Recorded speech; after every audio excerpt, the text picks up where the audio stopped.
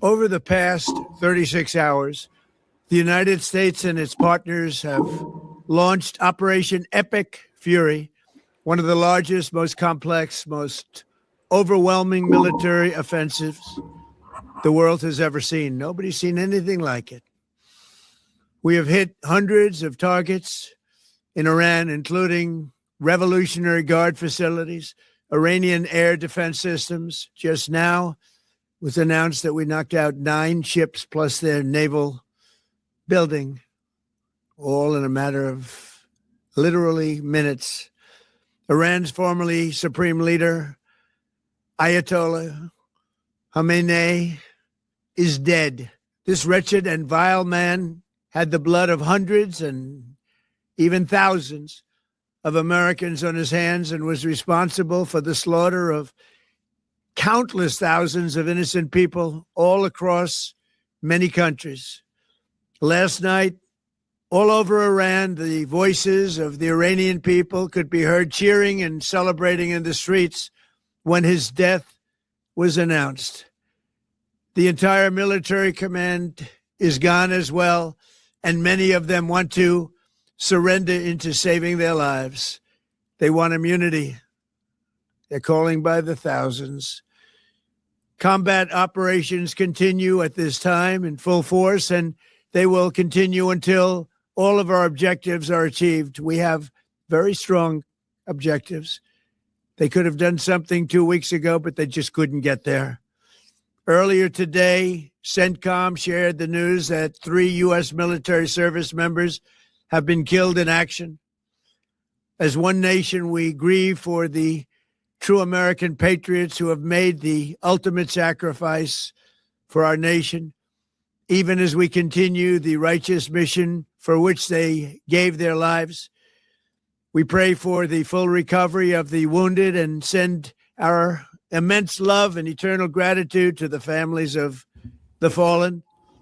And sadly, there will likely be more. Before it ends, that's the way it is. Likely be more, but we'll do everything possible where that won't be the case. Hey, it's Antoine Smalls of Financial Blueprint, man. We are back talking all things financial, but also breaking news. We have a full-on war going on in the Middle East. And, you know, although I like to talk money, I like to talk finances, as someone that's in the Army, as well as the experiences that I have, I think it would be irresponsible for me not to speak on what's going on overseas. But before we get started, let's take a moment of silence, right? So this was from about 24 to 48 hours ago when President Trump had a press conference speaking on Operation Epic Fury in the Middle East. But let's take a moment of silence for 6, and I'll repeat, 6 United States soldiers that have been fallen, that have died in this this operation. Let's take a moment of silence.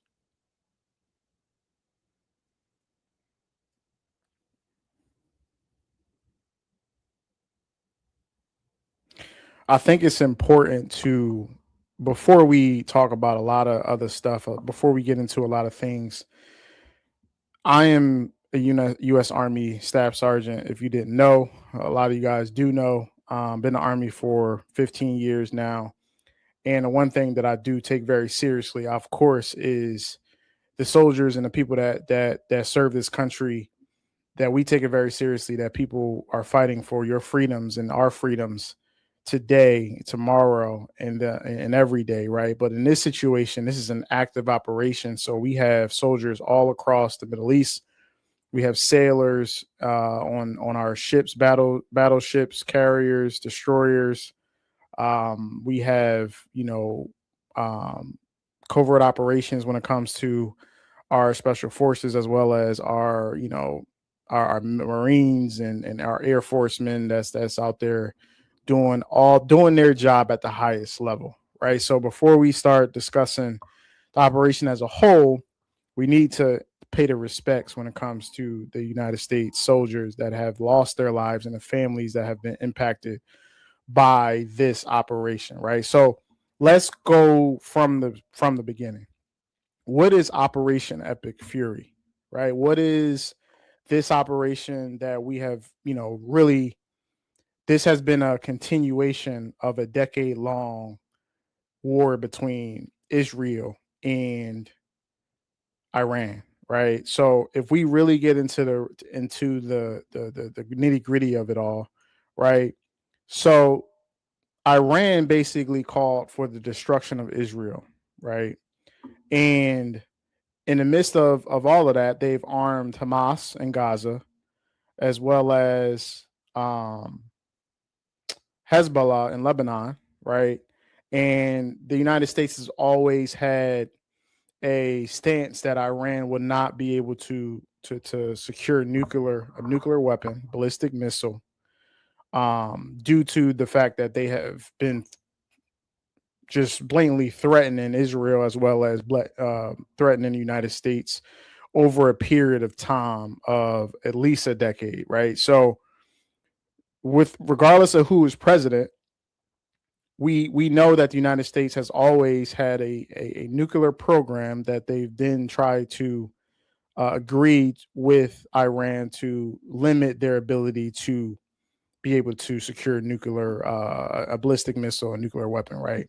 Iran has, taken upon themselves to do what they have to do to how they feel about protecting their country and their interest in the region, right? So we are now in this operation in which the president, as well as the Secretary of War, has granted the military the ability to basically destroy those things, to destroy the ability for Iran to have a nuclear weapon, destroy the stockpiles and the ability for the Iran nation to, in a sense, defend themselves, but also to destroy terror networks, to take out their leader, that which the Americans have done that, as well as, last but not least, any nuclear ability in any nuclear program, any and all stockpiles, weapons, everything. By the time this operation is over, the goal for the United States is to basically demolish any and all ability for the supreme leader and as well as his followers to be able to continue the way that they've been over the last 10 or so years, right? So that is the why and why we're in this situation, and why you have soldiers, naval men, as well as sailors, etc., all across the Middle East, bombing Iran, and then Iran then bombing Israel as well as other countries. We're going to get into that, but let's continue with our president and what he's saying. But America will avenge their deaths and deliver the most punishing blow to the terrorists who have waged war against basically civilization. They have waged war against civilization itself. Our resolve, and likewise that of Israel, has never been stronger. America is now, again, the richest, most powerful nation in the world by far. But the only reason we enjoy the quality of life that we do and the freedom and security is we have done things that others are unable to do. But it's because of warriors who are willing to lay down their lives to do battle with our enemies. And they do battle better than anybody. An Iranian regime armed with long-range missiles and nuclear weapons would be a dire threat to every American. We cannot allow a nation that raises terrorist armies to possess such weapons, would allow them to extort the world to their evil will. Not going to let it happen. We're not happening to us, and we're not going to let it happen to others. The United States has the strongest military the world has ever seen. I rebuilt our military in my first term. There's never been a military like we possess. And frankly, there's nobody even close, but we are now using that military for good. We want to have it for good purpose.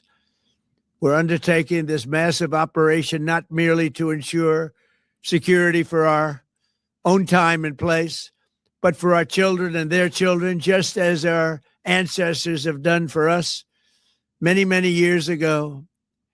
This is the duty and the burden of a free people. These actions are right and they are necessary to ensure that Americans will never have to face a radical, bloodthirsty terrorist regime armed with nuclear weapons and lots of threats. For almost 50 years, these wicked extremists have been attacking the United States while chanting the slogan, "Death to America" or "Death to Israel" or both. They are the world's #1 state sponsor of terror. We are the world's greatest and most powerful nation, so we can do something about what they do. These intolerable threats will not continue any longer. I once again urge the Revolutionary Guard, the Iranian military, police, to lay down your arms and receive full immunity or face certain death. It will be certain death. Won't be pretty. I call upon all Iranian patriots who yearn for freedom to seize this moment, to be brave, be bold, be heroic, and take back your country. You gotta give Trump credit on one thing. I'm gonna just say this. Listen, I respect somebody, regardless of your political views, regardless of how you feel about elections and presidents and Democrat, Republican. We're not getting into that today. And you know how I feel about it all. I'm not going in that direction, right? So, but the one thing that you have to respect is, I mean, when he say something, he going to do it. Yeah, he usually follows up on what he said. So when he telling countries, yo, you know, you probably shouldn't go about threatening us because you will be, you know, you'll be taken care of, right? Well, just literally about a month ago, what we started to see was naval ships moving all across the Mediterranean Sea, the Persian Gulf, moving into the Middle East. We were positioning assets across the world to ensure that we are prepared to strike when the time is hot. I respect his ability to speak and execute. You can disagree. You can agree to disagree, right? I'm not even talking about should we be there, should we not be there. That's not really what I'm saying. What I'm saying is you got to be able to respect the man that's willing to say what he say and act on what he say. Because we've seen too many people over the years say one thing and then not do anything what they said they were going to say. I mean, what they said they was going to do, they don't do it. Right? You get lied to over and over and over again when it comes to X, Y, and Z, election time, regardless if you would support the Democrats or Republicans, independent, etc. This man is somebody that's willing to do exactly what he say, right? So what he's basically saying is we don't want you to have nuclear weapons. We tired of y'all threatening not just us, but Israel. And Israel is a real conversation in this. And I think it gets lost a lot of times, but that's really the origin of this, right? You threatening us in Israel. You are, assisting terrorist organizations in the region. We know Hamas. We know about Hezbollah. We know about Gaza. We've seen it over the last few years. We know about Lebanon. We've seen some of the really terrible things that's happened in some of these regions that you have supported. What he's saying is you have supported these things and you have not followed the guidelines that we have set in place when it comes to your ability to have a nuclear weapon and a ballistic missile that can possibly reach us, but also first and foremost be able to reach Israel, in which that is our best friend. Because of these reasons, we just going to remove your ability to operate 100%. That's what he's saying. And again, if you can agree, you can disagree. That's not what I'm saying. I'm saying that's what he's saying, and that's exactly what he's doing. America is with you. I made a promise to you, and I fulfilled that promise. The rest will be up to you, but we'll be there to help. Thank you. God bless you to our incredible warriors, and God bless the United States of America. Thank you.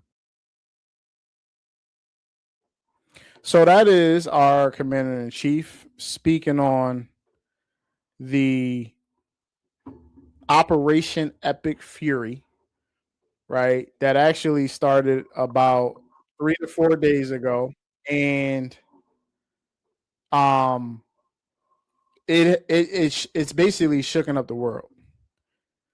Most people wasn't prepared for an actual military operation. Military strikes, we have seen, Israel bomb Iran. We've seen Iran retaliate literally about 8 or 9 months ago. This was, I believe, June. This was last summer, I believe, at some point last year. At some point, we've seen them go back and forth with each other. We've also seen Trump bomb the nuclear stockpile and the nuclear, facilities that Iran was working in last summer. I believe that was in June.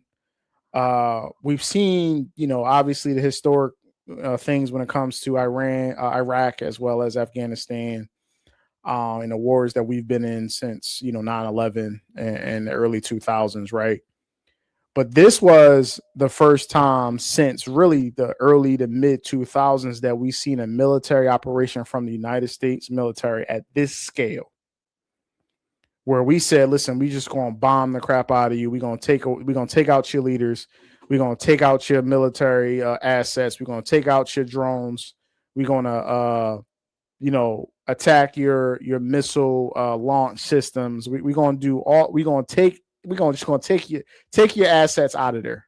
We're not touching the civilians, of course. No boots on ground. We'll get to our Secretary of War Pete Hegseth's press conference where he talks about all of these things. But we are going to do everything that we said we were going to do, because you couldn't come to the table and negotiate at the level that we wanted you to. We're going to start to really impact you in a negative way. And this is what happened.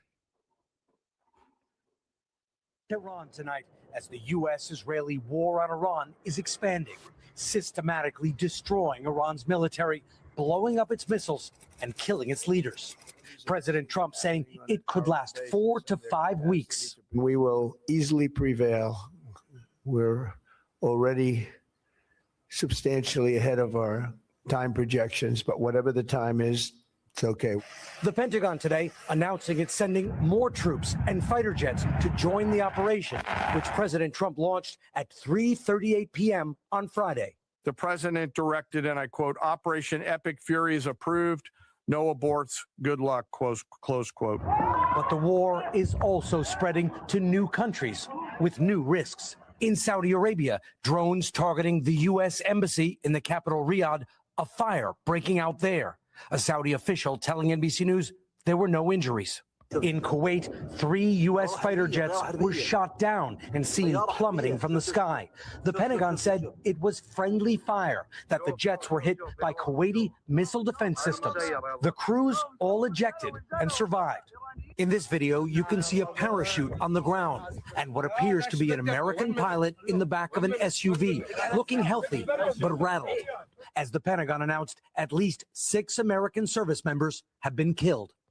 The Pentagon saying it now has total air superiority over Iran, allowing the U.S. to hunt down the missile launchers Iran is using to carry out attacks, including against Israel, where an Iranian missile made it through air defenses this morning.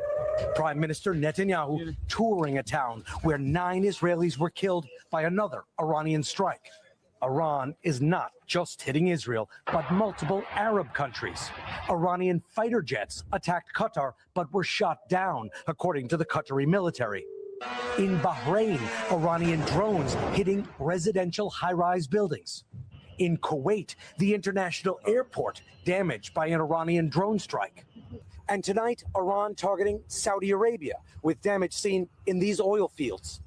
The Washington Post. So we're going to get to Saudi, and we're going to get to their response or possible response over the next really 24 to 48 hours. But what we did was we attacked Iran, right? We, as well as Israel. When I say we, always mean that it's us and Israel. It's right. It's a double team in this situation. And some people are surprised that Iran retaliated. Not just most people expected that Iran would have retaliated against Israel, right? You're gonna bomb us, cool.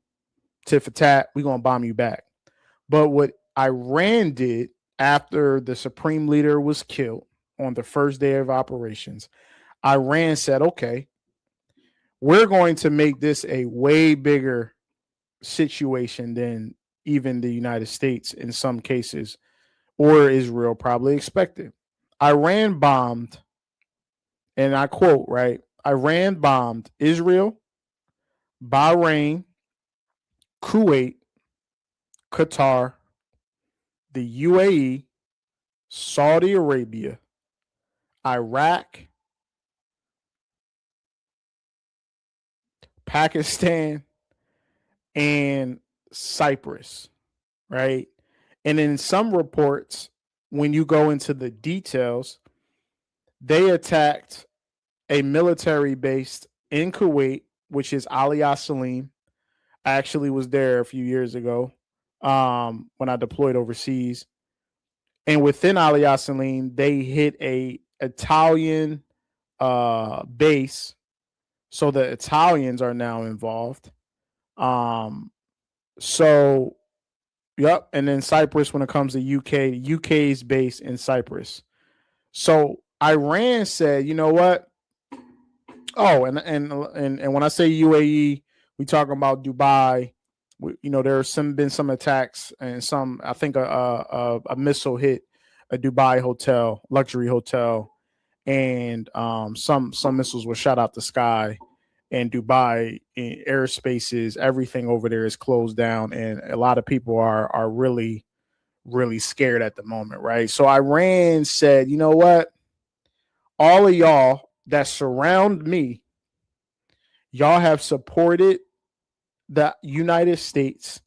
Y'all have done business with the United States. Some of you guys, like Saudi, like Kuwait, you guys have allowed the United States to build military bases in your country. You have, and even if, in a small way, supported this nation. I'm bombing all of y'all. We're not just going to limit it to Israel. We just going to bomb everybody. And I don't think, and again, this is just my opinion, I don't think that most people expected that response. And if you pay attention to the oil side of it, right? So first you got airspaces that are closed, right? Planes can't move. If you are in that Middle East CENTCOM region, that Middle Eastern region, that Dubai, UAE airspace is closed. I've seen reports today where they were saying that there were people paying up to $100,000 trying to fly private to leave Dubai or to leave countries in the UAE so that they can get out of there. People not playing, right? Because it's not centered into one country. It's not one against one. It's Iran's retaliation is against multiple different countries, and it's hard to predict what's next because Iran's just ready for the smoke, right? So it's important to know that if you are trying to travel in that area, you can't get there. In that region, you definitely shouldn't even move in that direction.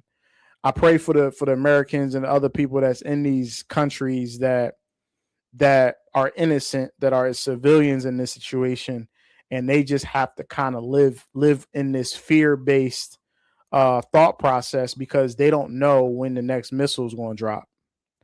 Right. I pray for the soldiers and the people in these and my fellow servicemen that's all around the region and CENTCOM region, as well as the sailors on the ships and everything that, and the soldiers that's on these military installations in the Middle East, to where they gotta be on alert at 24/7 every day because they don't know when the next missile is going to come. Right. So we understand all of these things, and Iran is backed into a corner. And when you back a person into a corner, right? You back an animal into a corner, you back anybody into a corner. There's only two ways. There's only two things that's going to happen here. One, the person folds. They just say, you know what? I'm good. Throw in the towel. I don't want the smoke, right? But the second person says, you know what? Let's do it. And I'm going to swing. I'm going to throw. I'm going to stab. I'm going to shoot. I'm going to do whatever I possibly can. It don't matter who's the collateral damage. We just going to go crazy, and we just going to get it done, right? So Iran is taking the approach of, I don't care if it's Saudi Arabia. I don't care if it's Dubai. I don't care if it's Qatar, Kuwait, Iraq. I'm bombing everybody, right? And in some cases, you hitting, UK bases as well as Italy, bases and all over the military, as well as the Army, Air Force, and of course the Navy vessels looking to possibly hit the United States in some kind of way. Reporting over the past month, Saudi Arabia's Crown Prince Mohammed bin Salman has urged President Trump to attack Iran, according to 4 people familiar with the matter.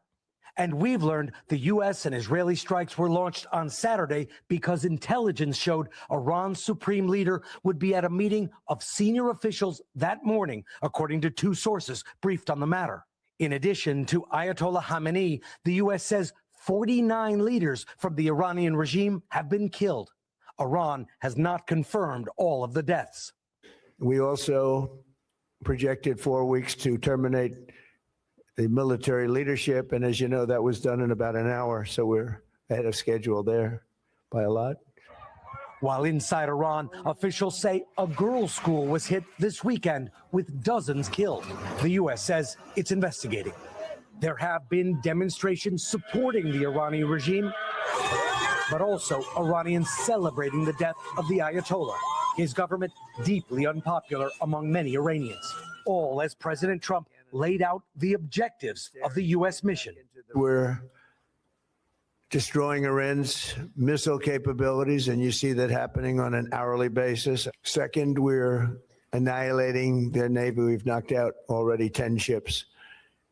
They're at the bottom of the sea. Third, we're ensuring that the world's #1 sponsor of terror can never obtain a nuclear weapon. And finally, we're ensuring that the Iranian regime cannot continue to arm, fund, and direct terrorist armies outside of their borders. President Trump saying Iran walked away from negotiations, but a senior negotiator directly involved tells NBC News talks were making progress and were scheduled to resume. For now, no U.S. ground troops appear to be involved, although the Pentagon is not ruling them out. This is not Iraq. This is not endless. I was there for both. We'll go as far as we need to go to advance American interests, but we're not dumb about it. You don't have to roll 200,000 people in there and stay for 20 years.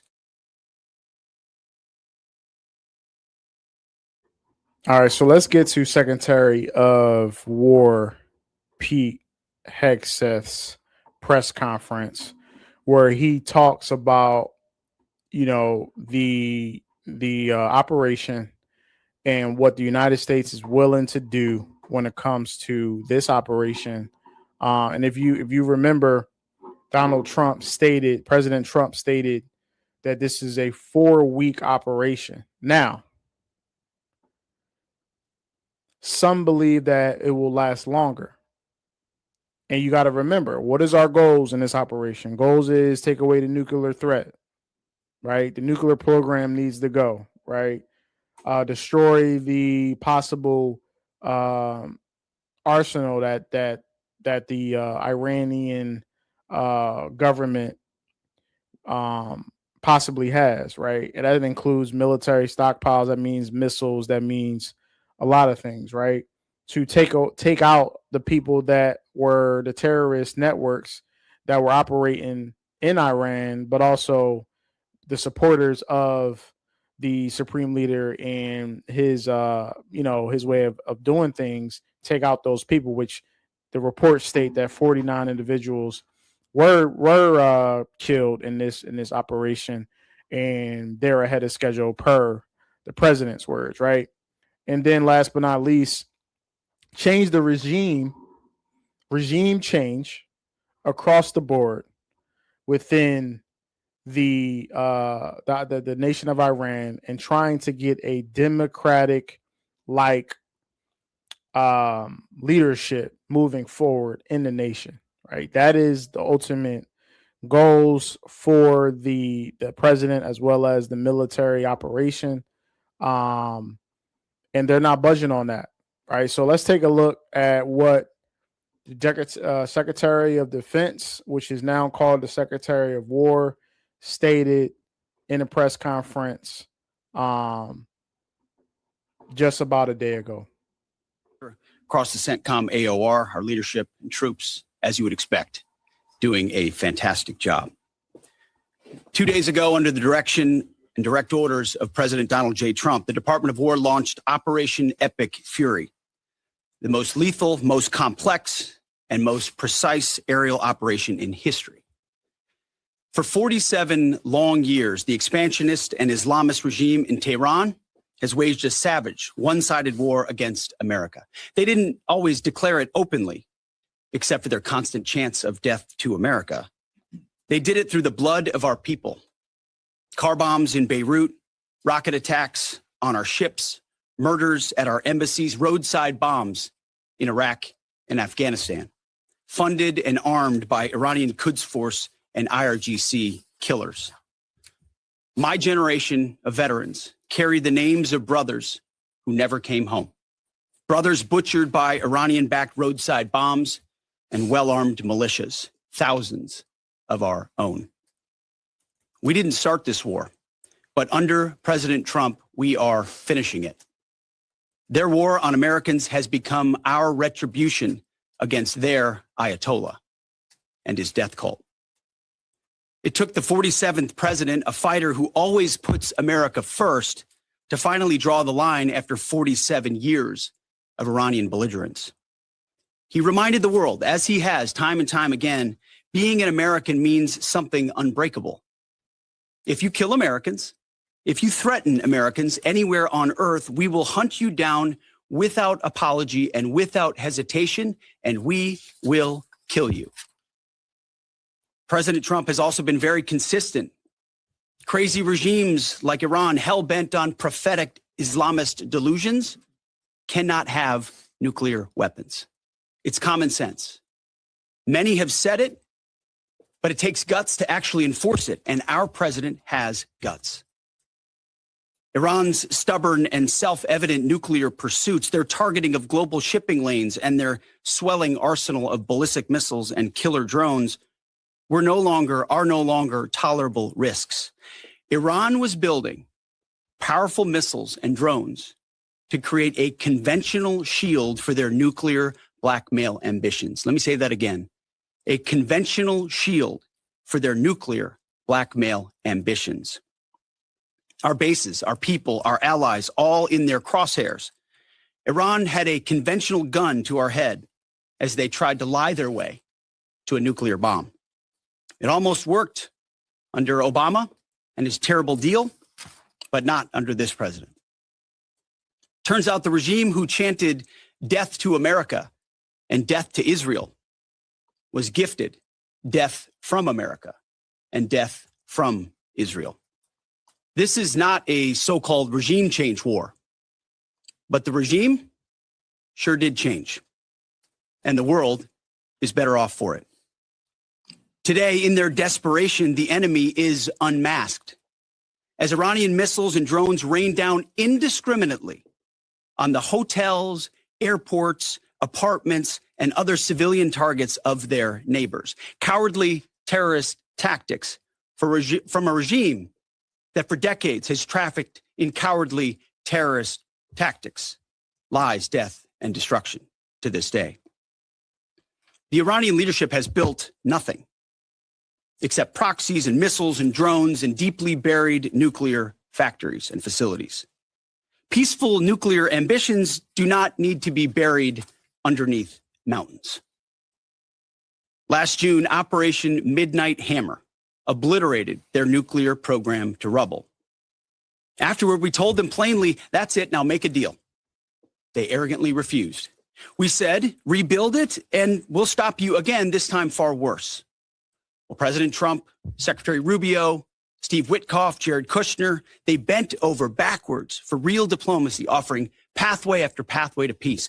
I watched it. I was there. They tried over and over and over again, earnest attempts at peace. The former regime had every chance to make a peaceful and sensible deal. But Tehran was not negotiating. They were stalling, buying time to reload their missile stockpiles and restart their nuclear ambitions. Their goal, hold us hostage, threatening to strike our forces.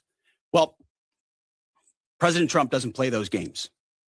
And as Secretary Rubio said after the Maduro raid, if you don't know, now you know. President Trump puts America and Americans first. He doesn't hesitate, and neither do our troops.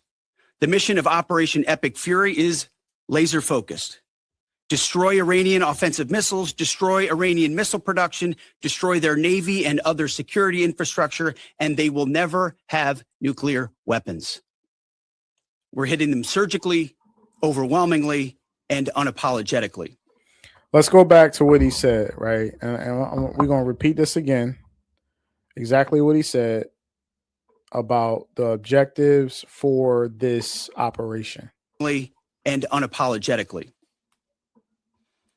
With every passing day, our capabilities get stronger and Iran's get weaker. We set the terms of this war from start to finish. Our ambitions are not utopian. They are realistic, scoped to our interests and the defense of our people and our allies. Speaking of people, we hope the interests and the defense of our people, they are realistic, scoped to our interests. Our ambitions are not utopian. They are realistic, scoped to our interests and the defense of our people and our allies. Speaking of people, we hope the Iranian people take advantage of this incredible opportunity. You know what? Because I think I probably went too far back. To finish. Our ambitions are not surgically, overwhelmingly, and unapologetically. With every passing day, our capabilities get strong, laser focused. Destroy Iranian offensive missiles, destroy Iranian missile production, destroy their navy and other security infrastructure, and they will never have nuclear weapons. We're laser focused. Destroy Iranian offensive missiles. So destroying Iranian offensive missiles. Destroy Iranian missile production. Destroy Iranian missile production. Destroy their navy and other security infrastructure. Destroying their navy and infrastructure. And last but not least, we know. And they will never have nuclear weapons. It's simple. Four objectives. Right? From the beginning, our president said, listen, we got to make sure these four things get taken care of. They've been playing this game. They've been threatening us for the last 47 plus years. They've threatened Israel. We've tried to have agreements and come to the table to try to come to some mediation like situation between Israel and Iran, right? We've tried to stop you guys from supporting terror organizations in the region. We've tried to have a conversation about Gaza, and we tried to negotiate that as well as Hezbollah when it comes to Lebanon. We've had all of these discussions. Enough's enough. And you know what? I appreciate we not mincing words. We just gonna tell you, listen, this is what it is. And again, you can agree to disagree. You cannot like it. You can disagree about being the bully. It's a whole lot we can discuss. But we have to respect people that's willing to say and do exactly what they say and do. I respect it. I respect that. Do I then care? Yes, I do care about my fellow soldiers that's overseas. I had to make a phone call or two just 2 days ago, when this popped off, just to make sure some people that I knew personally was safe, right? So I am not insensitive to the other side of the conversation for sure, right? But in this case, currently at this moment, when the Secretary of War speaks and he's a reflection of the Commander-in-Chief, the President of the United States of America, he is telling you directly, not mincing words, no words solid. This is what we're doing. This is why we're doing it. And this is what President Trump is saying, how long we would like this operation to last, which is about 4 weeks. And we'll see if we can meet these objectives within this time frame, if we can hopefully get in and out of this situation as quickly as we can without the additional soldiers on ground and all of that type of stuff. Speaking of people, we hope the Iranian people take advantage of this incredible opportunity. President Trump has been clear, now is your time. To Iranian security forces, choose wisely. President Trump has also been clear about your fate in either direction. To the media outlets and political left screaming endless wars, stop. This is not Iraq.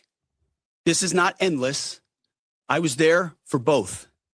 Our generation knows better, and so does this president. He called the last 20 years of nation-building wars dumb, and he's right. This is the opposite. This operation is a clear, devastating, decisive mission. Destroy the missile threat, destroy the Navy, no nukes. Israel has clear missions as well, for which we are grateful. Capable partners, as we've said since the beginning, capable partners are good partners. Unlike so many of our traditional allies who wring their hands and clutch their pearls, hemming and hawing about the use of force. America, regardless of what so-called international institutions say, is unleashing the most lethal and precise air power campaign in history. B-2s, fighters, drones, missiles, and of course, classified effects. All on our terms, with maximum authorities. No. Let me stop here for a second. I think that we need to have a brief discussion.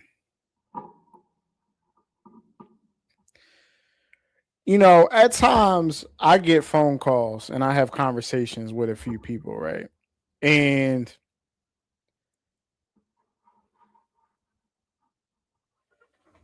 what happens is I am, told that and ask questions about the United States military and how powerful the military actually is and how much money we ultimately spend when it comes to our military. And it is, I will just say this, our military is one of the most, if not the most impressive military in the history of the world. And I think that we need to pay a level of respect to the people that serve our country, how powerful they are, and ultimately, how operations at a high level is extremely impressive.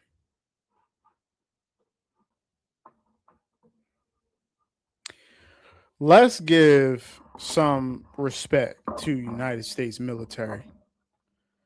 We spend a lot of time. I see so many people talking about so many other countries and how powerful and how, you know, if we really got into a situation with people about X, Y, and Z. Listen, what I do know is that United States Navy is insane.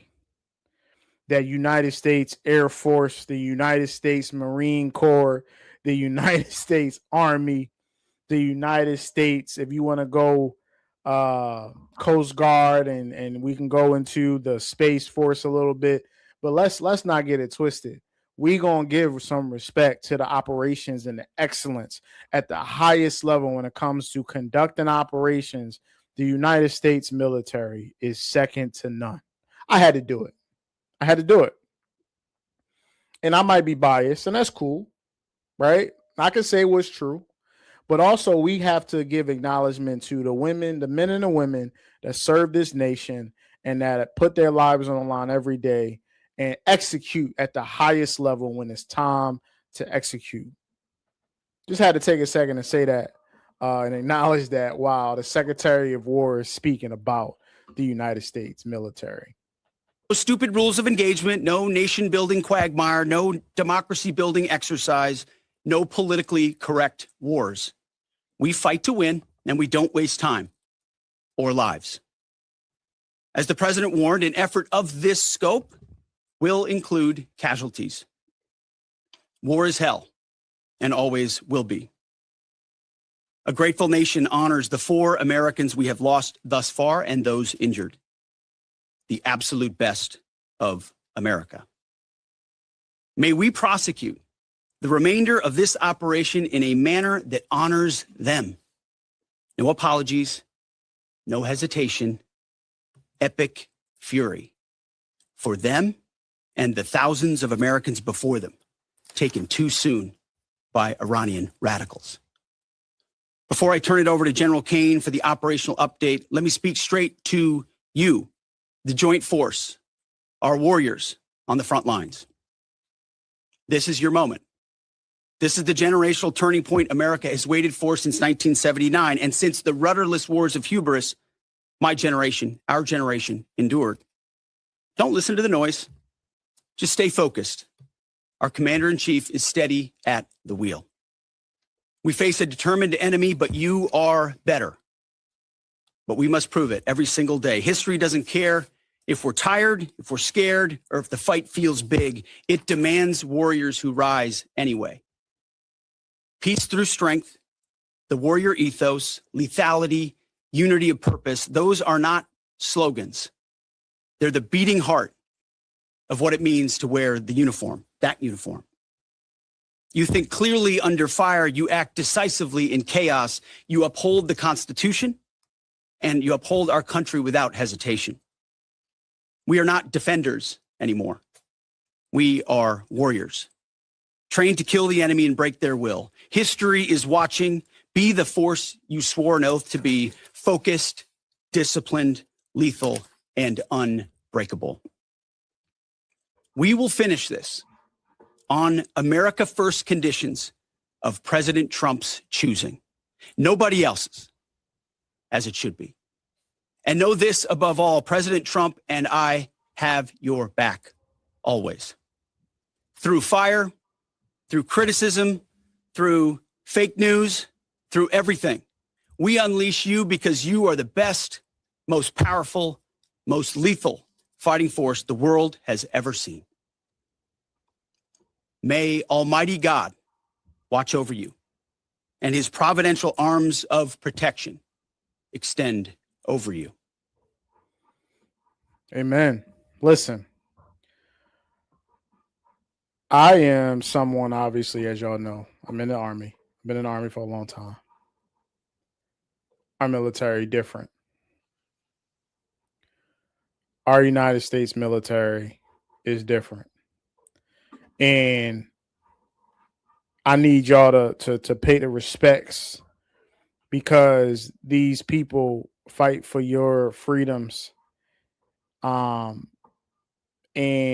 a lot of times we don't get the respect, the appreciation when we come back to the United States. We don't necessarily always feel like, we're taken care of. But when it's time to act, when it's time to operate, when it's time to move, we move, and we move at the highest level, right? So I continue to pray for the fallen soldiers, their families, the sick soldiers that have currently been that have currently died over the last few days. I pray for all of my servicemen that are overseas currently at the moment. I pray for all the Air Force, the airmen, the sailors, the Marines, everybody that's operating at the highest level to complete the mission that's been given to the military, to the Secretary of War, and to the Joint Chiefs, as well as down to the generals and everyone under them, right? Pray for all of that, right? But to just continue, the last thing that we want to discuss really is Iran's attack on these other countries and the response that currently Saudi Arabia is given, right? So we know that oil, a lot of times, we know the price of oil is going up, which means that your gas is going to go up. Just expect it. If you haven't seen it over the last couple of days, the gas jumped. I believe in 24 hours, the gas jumped about 40 cents, right? And that's not even talking about the price of the barrels of oil, the WTI, and crude oil. We're not talking about crude oil. We're just saying gas in general, but understand that this war will impact your dollars when it comes to gas. It will impact businesses across the world, airlines, when it comes to the travel industry. It will impact hotels. It will impact, a ton of different businesses that do business over in that UAE, Middle East timeframe countries, as well as the oil when it comes to Saudi and other countries, due to the Strait of Hormuz that's being impacted by Iran, of course, shutting down the strait, but also just regular logistical transport and supply chain and how that operates through the region and then across the world. So that is the macroeconomical aspect of this that we may not necessarily pay attention to, because only thing we see the headlines, we see the news articles, right? But that is also something to take in consideration.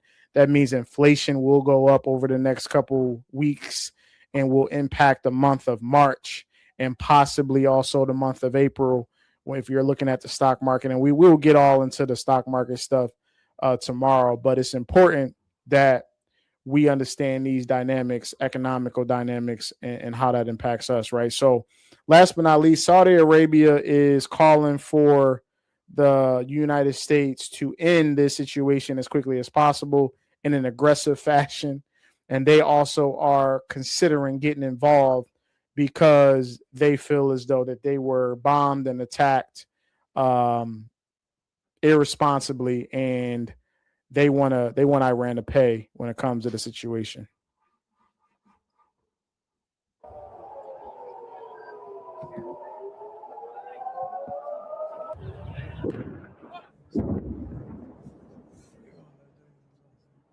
Warning sirens, and you can hear explosions in the background. That is Israel, as their defense system is stopping so much of the incoming.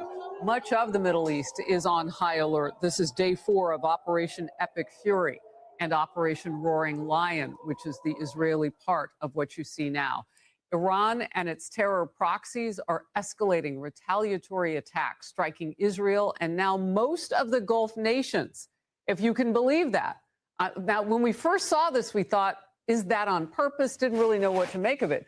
Day 4, Iran is unleashing on their neighbors at this point. U.S. embassies and bases are also under fire. I'm Harris Faulkner. You are in the Faulkner Focus. Israel is moving fast to destroy Tehran's missile capabilities. The Israeli Defense Force is also launching simultaneous strikes in Tehran and Lebanon. In Beirut, the conflict is rapidly expanding now, and Iran is destroying any goodwill it may have had in that region. Gulf states are seeing hundreds of Iranian rockets, missiles, and drones fired by Iran. President Trump posted just this morning Iran's air defense, Air Force, Navy, and leadership gone. They want to talk. I said too late. The U.S. embassies in the region are also on high alert, as they have been, but it's a little bit of a difference now after today's drone strikes in the Riyadh embassy. Nobody was in it. It had been evacuated, but still a lot of damage. And so we have our eye on all of the embassies in that region, our diplomats and spokespeople where they normally would be. Israeli Prime Minister Benjamin Netanyahu joined Brett Baer. And Iran, this terror regime in Iran is the weakest point that it's been here since it hijacked Iran from the brave Iranian people 47 years ago.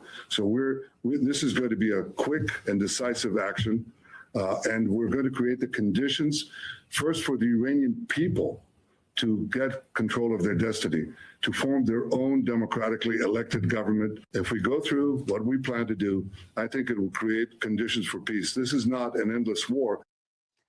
We are covering the breaking news from the Middle East and here at home. General Charles Wald coming up in focus. Chief National Security Correspondent Jennifer Griffin also standing by. First, though, I want to go to Chief Foreign Correspondent Trey Yinks in Tel Aviv. Trey.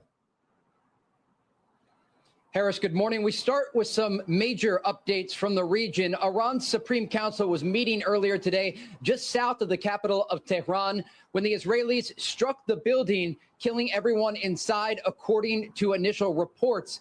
They were meeting to determine who the next supreme leader of the country would be. And when they were counting the votes, the Israelis say that's when they struck. All of this coming as the Iranians are still launching new ballistic missile barrages into central and northern Israel.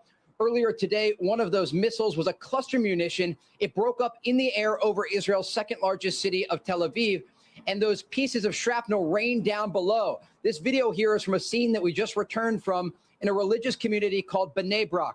First responders say at least 7 people were wounded. When we arrived at the scene, there were families and children everywhere, the Israeli people celebrating the Jewish holiday of Purim. Looking to Israel's northern border, the war has erupted between Iran's largest proxy, Hezbollah, and Israel. The Israelis are striking back deep into the heart of Beirut, targeting the Hezbollah stronghold of the Dakhya neighborhood.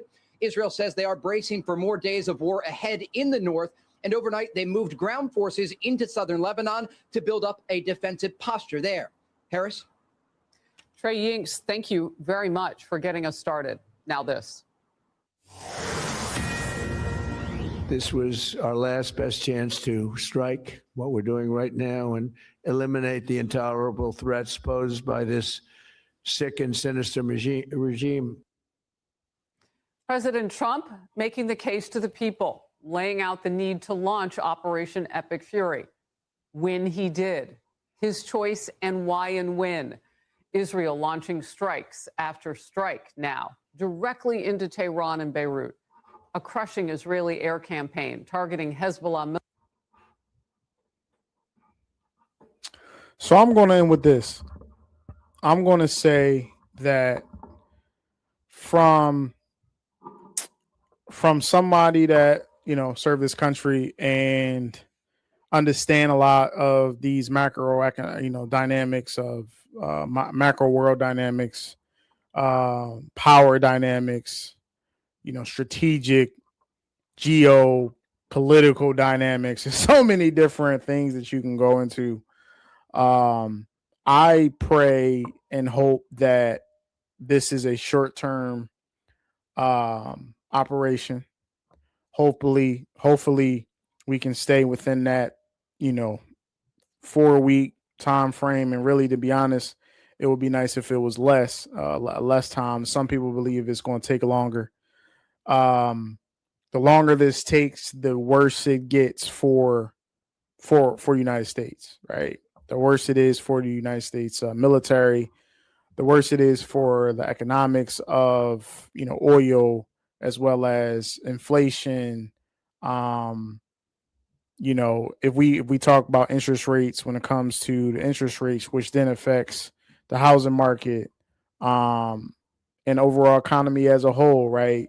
So it's a lot that there's a lot of trickle down. There's a lot of dominoes that fall due to a war-like scenario, due to a prolonged war, and for the people in these countries, for the people in for the people in Israel, it only benefits everyone if this is a short-term, you know, situation. So more than anything, I just, you know, hope that no more soldiers lose their lives, you know, in battle, in operation, in war. That's something that just happens, and that's unfortunate. But I pray the safety for our United States military soldiers, and a quick operation, a quick operation if possible, right? So for all of us, when it comes to, if you are within the United States, pay your respects to people that serve this country. If you know anybody that's overseas fighting in this situation, or, you know, anyone that's deployed overseas,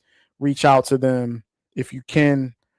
Give them a word of encouragement in this time. You don't know how important and how impactful a moment talking with someone, even if it was 5 minutes, just to see how they're doing. This is not just a physical impact. This is an emotional, this is a psychological impact on a soldier's life. So definitely tap in with someone if you know them. If you have loved ones that know somebody, reach out to them. If you have family members, if you know somebody that has a spouse, a brother, a sister, a son, a daughter, that's overseas currently right now, reach out to them.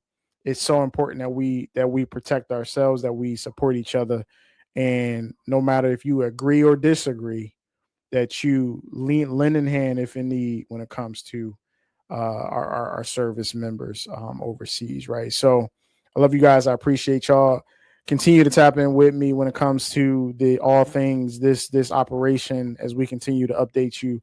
Probably next week I'll have another update on the current status of everything, and continue to tap in with me. We got so much to discuss. We're gonna talk taxes tomorrow. We also want to have a discussion on what I was doing for the last 2 months, the beginning of 2026, and I'm gonna spell that out in a different video. But then I love you guys. I appreciate y'all. Hit the like button, subscribe to the channel, share this content when someone needs to hear it. Man, I love you guys. I appreciate y'all. Peace.